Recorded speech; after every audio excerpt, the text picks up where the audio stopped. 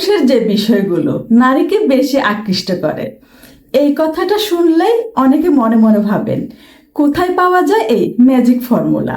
হয়তো আয়নার সামনে দাঁড়িয়ে হেয়ার স্টাইল ঠিক করছেন, আবার কেউ ভাবছেন নতুন শার্ট কিনলেই বুঝি সব ঠিক।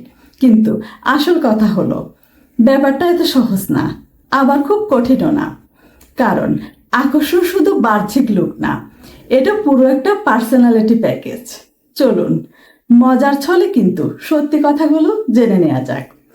প্রথমত, আত্মবিশ্বাস। এই জিনিসটা একেবারে ম্যাগনেট।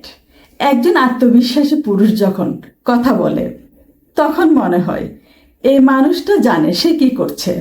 তবে সাবধান, আত্মবিশ্বাস আর অহংকার এক জিনিস না। আমি সব জানি টাইপ ভাব দেখালে কিন্তু উল্টো ফল। আসল আত্মবিশ্বাস হলো শান্তভাবে নিজের জায়গা দৃঢ় থাকা। দ্বিতীয়ত, সম্মান করার মানসিকতা। এটা এমন একটা গুণ যেটা না থাকলে বাকি সব ফেল। একজন নারী চায় তার কথা শোনা হোক, তাকে গুরুত্ব দেয়া হোক। আপনি যদি ভাবেন আমি বলছি তাই ঠিক, তাহলে গেম ওভার। কিন্তু যদি বলেন তুমি কি ভাবছ, তাহলে আপনি এগিয়ে।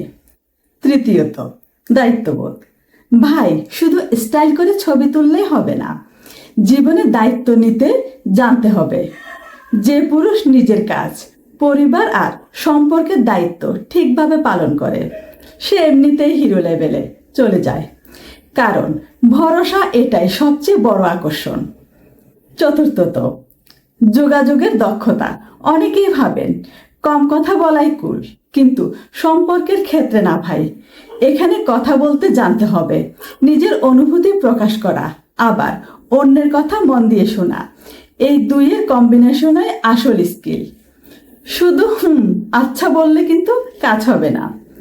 পঞ্চমত, হাস্যরস ও ইতিবাচক মনোভাব। জীবন এমনিতেই সিরিয়াস, তার মধ্যে যদি আপনি একটু হাসাতে পারেন তাহলে আপনি আলাদা।